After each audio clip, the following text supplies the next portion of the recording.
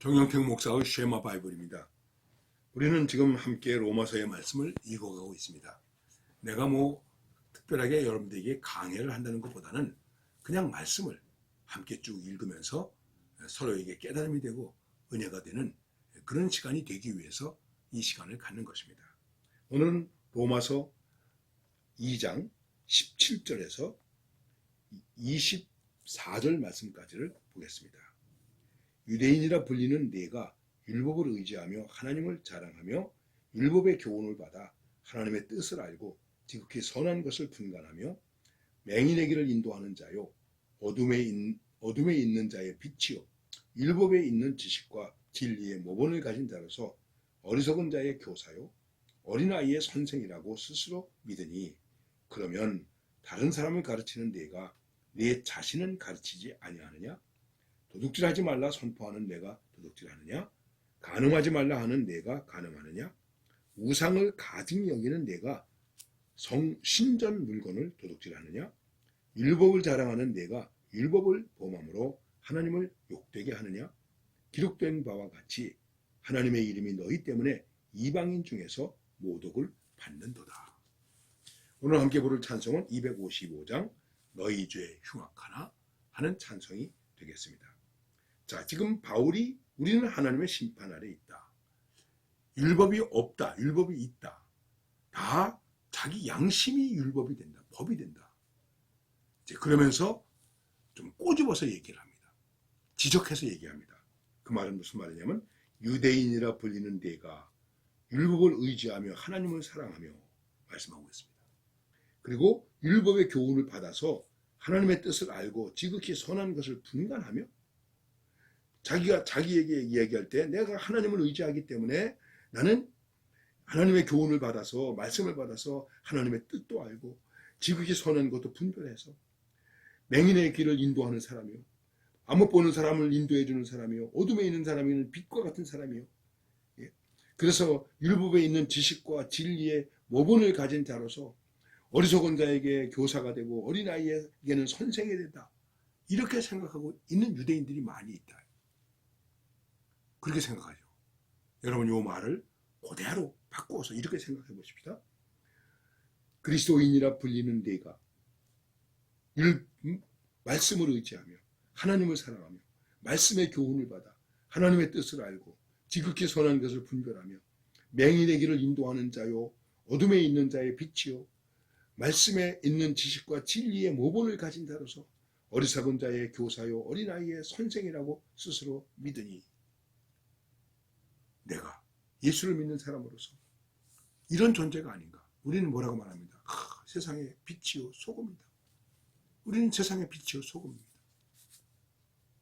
그래서 우리는 남을 인도해야 됩니다. 가르쳐야 됩니다. 그런데 중요한 것은 무엇이냐면 그러면 21절에서 다른 사람을 가르치는 자가 내 자신을 가르치지 아니하느냐. 내가 다른 사람에게 복음을 전하고 가르치고 그렇게 하면서 나 자신은 가르치지 아니하면 되겠느냐. 도둑질하지 말라 선포하면서 도둑질하느냐. 간음하지 말라 하는 내가 간음하느냐. 우상을 가증히 여기는 네가 신전 물건을 도둑질하느냐? 참 기가 막힌 말씀이죠. 이 당시의 입장에서 이렇게 얘기한다면 오늘 우리의 입장에서 저는 이런 생각이 났습니다. 예수님께서 성전을 청결케 하셨습니다. 그리고 채찍을 휘두르셨습니다. 그때 예수님의 말씀이 무엇입니까? 내 집은 만민이 기도하는 집인데 너희가 강도의 구려를 만들었구나. 강도의 구려를 만들었다. 강도가 누굽니까? 자기 유익을 위해서 무슨 일이든지 하는 사람들 아닙니까? 그런데 그렇게 만든 사람들이 누굽니까? 제사장, 바리새인, 서기관, 사두개인, 율법사들이에요. 남을 가르치는 자들이에요. 여러분 제가 너무 부정적으로 말씀을 드릴까요?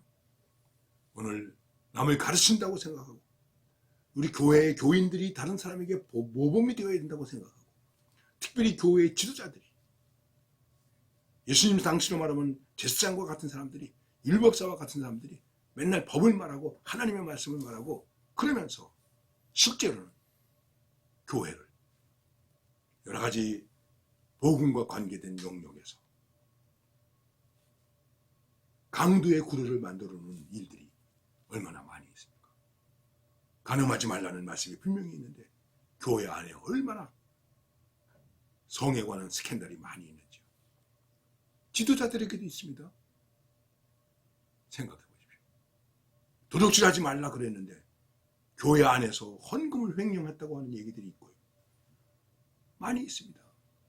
다 그렇다는 건 아닙니다. 정말 헌신적으로 헌신하는 성도들도 많이 있습니다. 만약 그렇다면 이게 어떻게 되겠습니까? 이걸 말하는 거예요. 참 가슴 아픈 이야기예요. 그래서 뭐라고 얘기하냐면 이렇게 말합니다. 율법을 자랑하는 내가 율법을 범함으로 하나님을 욕되게 하느냐. 말씀을 자랑하고 교회를 자랑하고 복음을 자랑하고 하나님의 일을 자랑하고 사업을 자랑하고 이러는 사람들이 오히려 그 안에서 범죄함으로 법을 어김으로 하나님을 욕되게 하고 있다. 기록된 바와 같이 하나님의 이름이 너희 때문에 이방인 중에서 모독을 받는도다. 유대인들 때문에 오히려 하나님의 이름이 모독을 받고 있다. 그리스도인들 때문에 오히려 하나님의 이름이 세상 속에서 모욕을 받고 있다. 좀 더 솔직하게 말씀드리면 목사 때문에, 장로 때문에, 교회 지도자들 때문에 이 사회 속에서 하나님을 욕되게 하고 하나님이 모독을 받는 일이 있다. 여러분, 세상이 다 죄 아래에 있다는 것, 이거 가슴 아픈 일인데, 믿는다고 하는 사람들이 죄악 아래에 있다고 하는, 특별히 하나님을 모독하는 중에 있다고 하는 것이 이거 얼마나 무서운 말씀입니까? 죄악이 이렇게 무서운 것입니다. 행여나 내 신앙 속에는 이런 모습이 없는지, 우리 교회의 신앙 속에는 이런 모습이 없는지 우리가 깊이 살펴야 됩니다. 그래서 세상 중에, 세상 속에서, 이방인 속에서 하나님이 모독을 받는 일이 없고 하나님을 욕되게 하는 일이 없어야 될 것입니다. 이 말씀을 묵상하면서 너무 부끄럽고 너무 가슴이 아픕니다. 여러분, 더 기도하면서 우리는 우리의 모습을 통해서 하나님의 구원과 영광을 드러내는 그런 삶을 살 수 있기를